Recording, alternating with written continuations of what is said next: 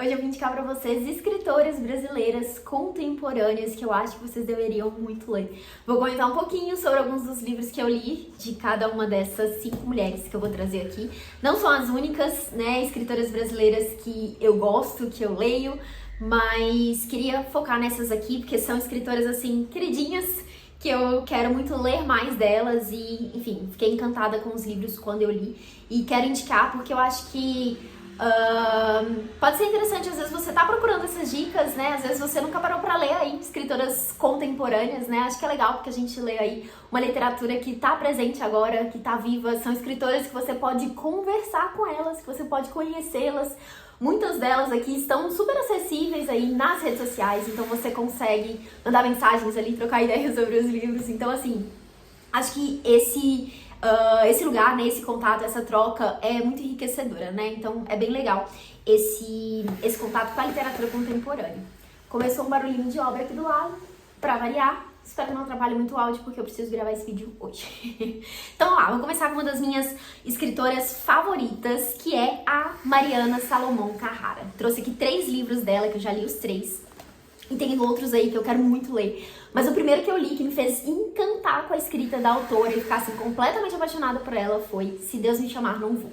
Esse livro aqui foi publicado pela editora Nós. Ele já tem, inclusive, uma outra capa, uma outra edição, que tem uma ilustração.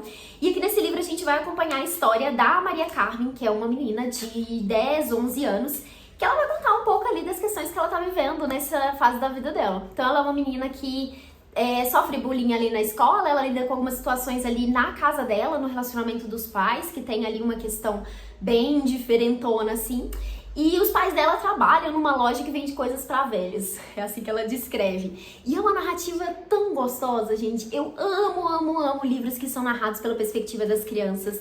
E aqui, esse aqui, gente, me ganhou tanto, tanto, tanto. Eu fiquei assim, meu Deus, a Maria Carmen, preciso abraçá-la, preciso...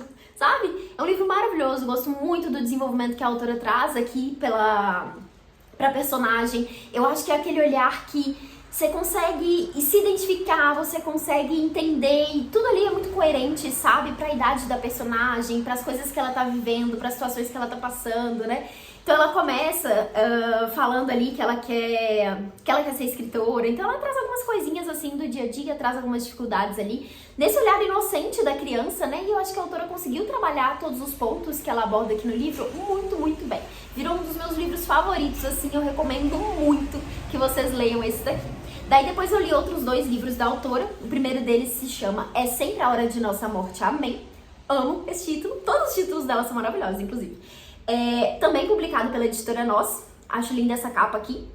E aqui nesse livro a gente vai ter uma personagem um pouco mais velha, que é outra abordagem que eu também acho bem interessante, né? Legal que a autora trouxe aqui uma criança e aqui uma personagem um pouco mais velha, né? Numa fase mais madura ali.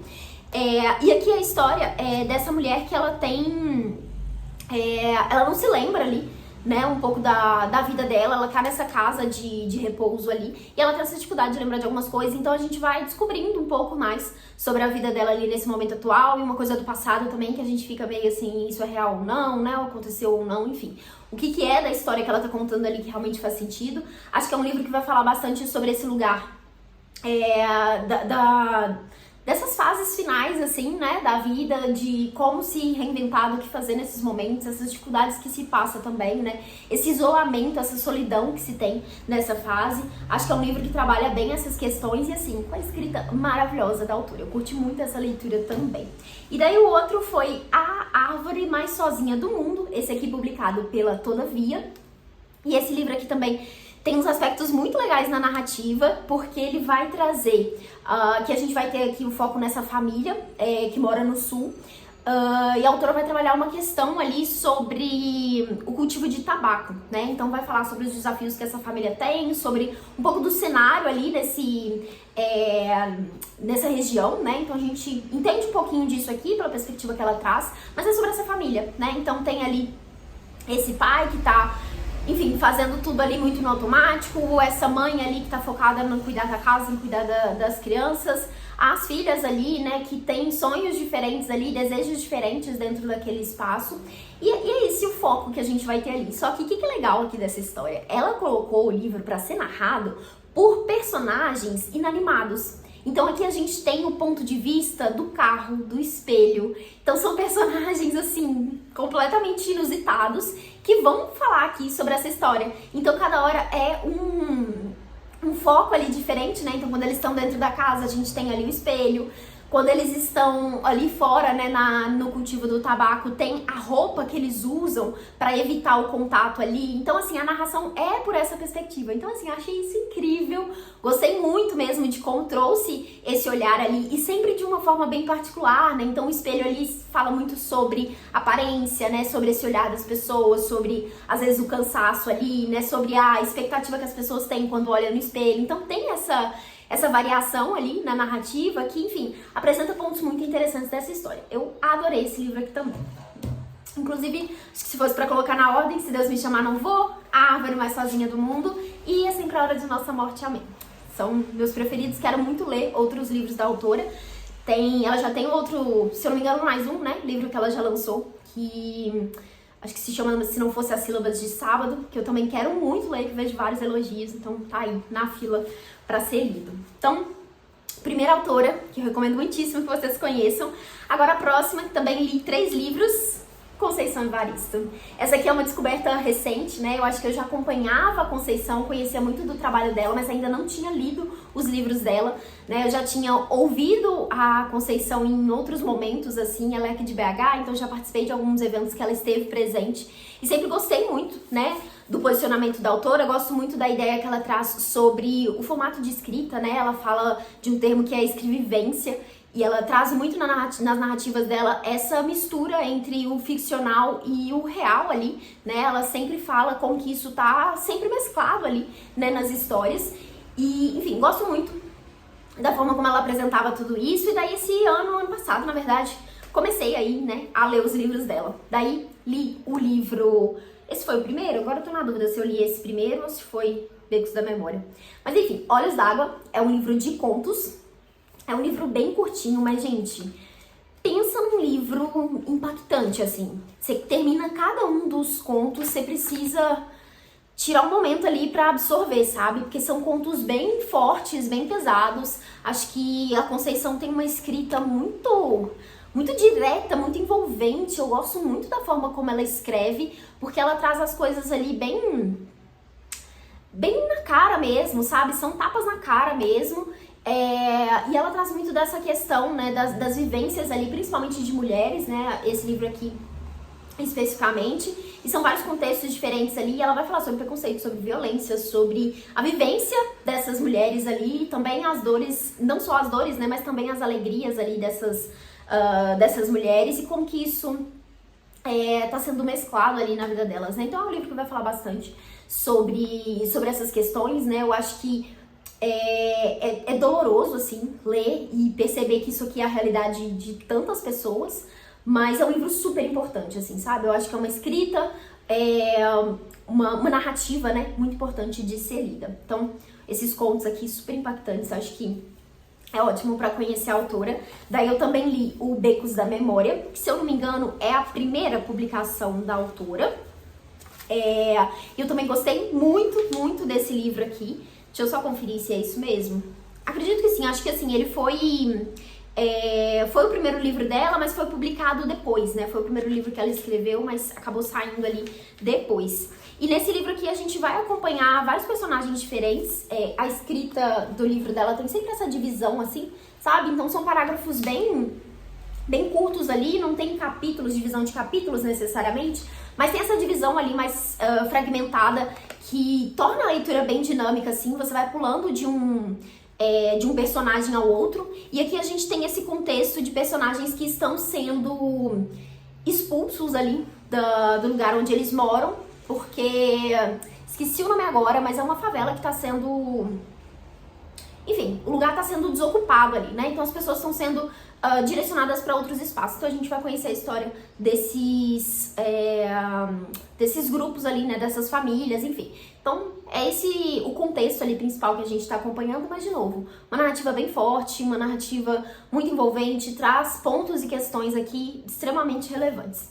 Da mesma forma que em Ponce a Vicêncio, que foi uma das minhas leituras mais recentes, a gente acompanha aqui a história dessa personagem que sai do campo para a cidade e tem ali aquele sonho de mudar de vida, de voltar e buscar a mãe e o irmão para poder ir morar com ela. E a gente vai acompanhar essa trajetória dela e da família dela, né? Como que eles se movimentam ali nessa busca por por uma vida melhor, né? E a gente acompanha principalmente a história dela ali, né? Como que ela, onde que ela começa a trabalhar, né? Os lugares que ela consegue ali algum tipo de trabalho, o relacionamento que ela constrói ali, que não é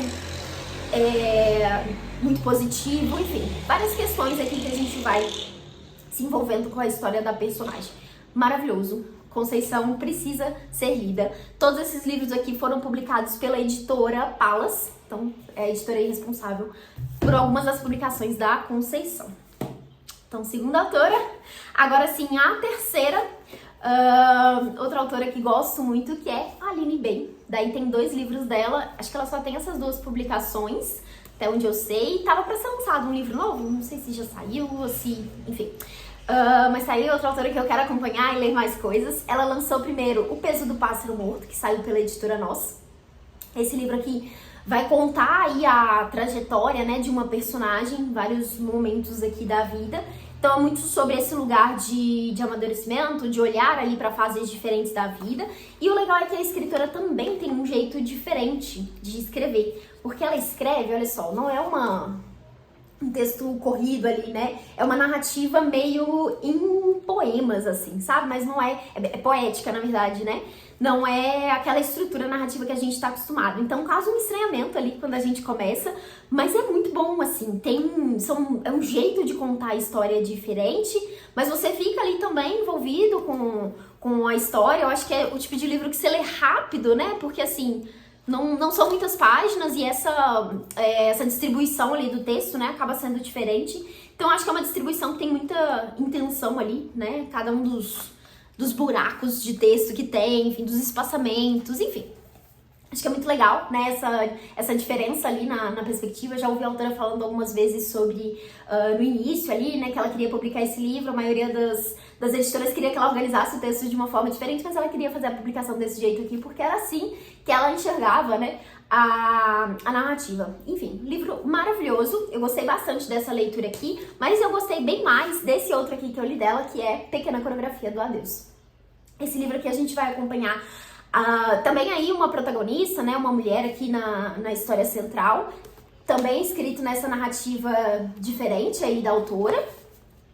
E é um livro que vai falar sobre família, né, sobre estar nesse lugar ali de não ter afeto, né, dentro da família. Então acho que desenvolve bastante esse lugar e, assim, eu fiquei muito envolvida ali com a história. É um livro que vai falar do amor ali na família, né, de como você se encontra nesse lugar também. Eu acho que apresenta diferentes, pelo menos faz a gente pensar, né, sobre diferentes formas ali de afeto.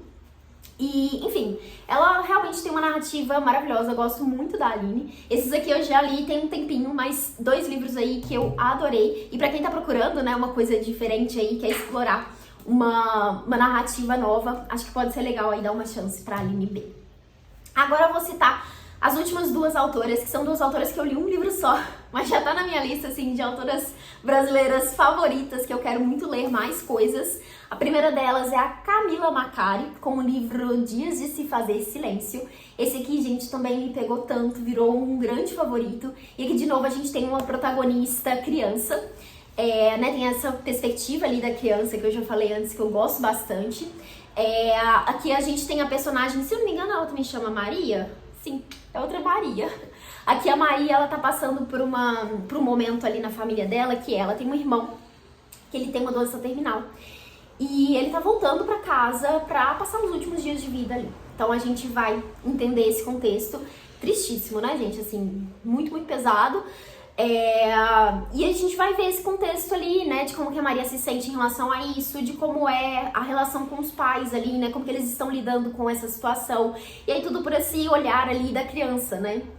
Então é a criança lidando com o luto, né, com a morte pela primeira vez ali na vida dela, né, entendendo como que os pais lidam com isso, como que outras pessoas eles se relacionam com a família nesse lugar. Então, assim, é um livro maravilhoso, maravilhoso, me tocou muito essa leitura, assim, mexeu muito comigo. E, assim, realmente virou um grande favorito e eu recomendo muito, muito, muito essa leitura e quero ler mais da autora com toda certeza. E daí a última autora não tem um livro físico, porque eu li recentemente um livro dela em e-book, inclusive disponível no Kindle Unlimited, e eu simplesmente amei a escrita da autora, eu amei a condução da história, eu amei o desenvolvimento dos personagens que ela trouxe ali, principalmente da protagonista, e eu tô falando de Marília Arnaud, com o livro Pássaro Secreto. Quero muito ler mais dela, vejo aí outras pessoas que comentam sobre a autora, que já falaram muito bem sobre outros livros dela, então assim, quero muito ler, tá na minha meta aí, né, para os próximos meses, quero aí conhecer mais da autora, mas esse livro, O Pássaro Secreto, acho que foi um livro que mexeu bastante comigo também. É um livro que vai trazer ali essa protagonista que tá ali na fase da adolescência, né? Ela tem ali algumas questões na família e a gente vai acompanhar esse desenvolvimento dela, né? Tá acontecendo uma coisa específica ali, ela vai contando meio que em retrospecto, né? Tem uma nova pessoa que chega na família que mexe muito ali com a forma como ela lida com todos, né? Principalmente com o pai, mas não só com os irmãos, com a mãe, com a avó, com outras pessoas ali, porque ela acaba sentindo muitos ciúmes dessa pessoa, e isso acaba consumindo muito ela. E a gente vai ver onde que esse sentimento vai levar ela, e assim, é um negócio que vai escalonando de um jeito que você fica, meu Deus, como que pode ter chegado nisso? Mas ao mesmo tempo é tudo muito coerente. O desenvolvimento da personagem, a apresentação ali dos sentimentos dela, você se entende, sabe? Você se envolve demais ali com a personagem. A autora fez isso muito bem, assim. E é um livro que tem uma escrita muito gostosa, assim, eu realmente adorei a forma como ela escreve, como ela contou a história, as referências que ela traz ali também. A personagem é uma leitora, né? Ela gosta muito de literatura, então tem várias referências ali legais que ela vai trazendo. Enfim, maravilhoso, quero muito ler mais a autora. E é isso, essa é a última indicação. 5 autoras aí, então, que eu acho que vocês deveriam conhecer, com alguns livros aí que eu comentei, várias indicações maravilhosas. Me conta aqui nos comentários que outra autora você acrescentaria nessa lista e se você já leu algum desses livros que eu citei por aqui. Espero que vocês tenham gostado dessa lista de indicações. Se você curtiu, não esquece de compartilhar esse vídeo com outras pessoas, manda aí pra quem você acha que poderia se interessar por algum desses livros aqui. E é isso, desejo boas leituras pra vocês e aguardo vocês aí nos próximos conteúdos. Até mais!